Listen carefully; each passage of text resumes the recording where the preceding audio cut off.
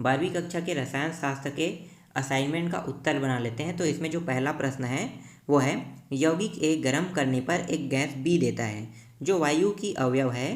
जब इस गैस की अभिक्रिया H2 के 3 मोल से उत्प्रेरक की उपस्थिति में कराई जाती है तो एक दूसरी गैस सी बनती है जो क्षारीय प्रकृति की होती है। गैस सी के नम अवस्था में ऑक्सीकरण करने पर यौगिक डी बनता है जो अम्ल वर्षा का एक भाग है। ए से डी तक यौगिक की पहचान कीजिए तथा सभी पदों के लिए आवश्यक समीकरण दीजिए। तो हमें इस पदों की इसके जो ए से डी तक है उसका पहचान करना है और आवश्यक समीकरण भी देना है। तो जो ए है ना, ए जो है वो यौगिक है, तो यौगिक है तो उसका नाम भी देख लेते हैं, रासायनिक सूत्र वाला NH4NO2 बनेगा। अब ये रासायनिक समीकरण भी देना है इससे रिलेटेड, तो इसका उपयोग करके रासायनिक समीकरण भी देख लेते हैं। तो समीकरण बन रहा है NH4NO2 अभिक्रिया करके N2 + 2H2O बनता है। बी जो है वो गैस है, कौन सा गैस है, N2 गैस है। N2 + 3H2 अभिक्रिया करके 2NH3 बनता है। सी जो है वो गैस है, अमोनिया गैस है, 4 अमोनिया, ठीक है, अमोनिया + 5NO + 6H2O, ठीक है। आगे देखते हैं डी। डी क्या है, डी जो है वो यौगिक है, NHO3 3NO2 + H2O अभिक्रिया करके 2HNO3 + N2 देता है। ठीक, तो पहला प्रश्न का आंसर मिल गया आपको। चलो आगे देखते हैं दूसरा प्रश्न को।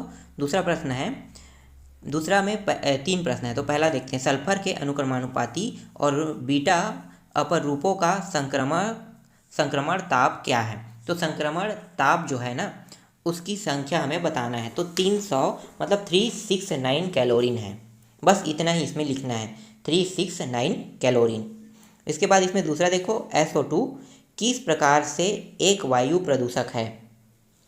तो चलो मैं डायरेक्ट यहाँ पे पेज में आंसर लगाता हूँ। अगर मैं इस तरह से आप लोगों को बताते जाऊँगा तो बहुत समय हो जाएगा, इसलिए डायरेक्ट मैं आंसर यहाँ पे लगाते जाता हूँ। ठीक है, तो इसका आंसर क्या होगा, तो देखो इसका आंसर ये वाला लिखना है आपको। ये जो आंसर है ये डायरेक्ट जैसे गूगल सर्च मारते हैं तो डायरेक्ट आंसर आ रहा है, तो वहीं से यहाँ पे ढूंढ के मैं लगा रहा हूँ। ठीक है, तो आपको यही आंसर लेना है। चलो आगे देखते हैं तीसरा प्रश्न। तीसरा प्रश्न में ओजोन का मात्रात्मक आकलन कैसे किया जाता है। तो इसका आंसर भी देख लो, इसका आंसर भी ये रहा। ठीक, चलो आगे बढ़ते हैं तीसरा प्रश्न की ओर। तीसरा प्रश्न क्या है, फ्लोरीन के असामान्य व्यवहार के 2 उदाहरणों द्वारा दर्शाइए। तो 2 उदाहरण द्वारा दर्शाना है, तो देख लेते हैं इसका आंसर क्या हो सकता है। तो देखो इसका आंसर ये है, ठीक है, इसका आंसर में आपको ये वाला लिखना है। चलो आगे देखते हैं। अगला प्रश्न है, क्लोरीन की विरंजक क्रिया का कारण बताइए। तो इसके आंसर में हमें क्या लिखना है, तो देखो इसका आंसर ये वाला आपको लिखना है। ठीक है, चलो आगे देखते हैं। तीसरा प्रश्न है, निम्न को व्यवस्थित कीजिए। तो यहाँ पे ए और बी, ठीक है, पहले ए देखते हैं क्या कहा है, अम्ल सार्थक बढ़ते क्रम में। तो बढ़ते क्रम में हमें बनाना है, तो देख लेते हैं इसका आंसर क्या होगा। तो देखो ये वाला आंसर जो है इसका होगा, ये बढ़ते क्रम में है, तीसरा का पहला।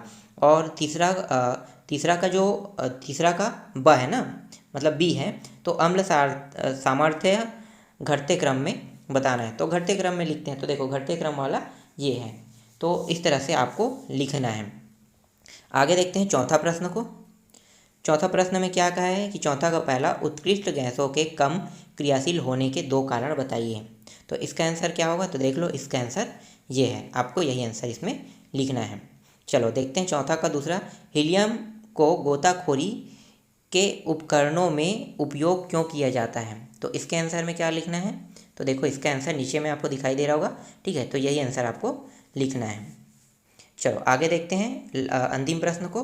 तो अंतिम प्रश्न का भी आंसर मैं डायरेक्ट लगा देता हूँ, ठीक है, आप लोग देख लेना। चलो ये वाला आंसर आपको लिखना है। ठीक, तो इस तरह से रसायन के असाइनमेंट का पूरा क्वेश्चन जितने भी क्वेश्चन हैं उन सभी क्वेश्चनों का आंसर मैंने यहाँ पे दे दिया है आप लोगों को।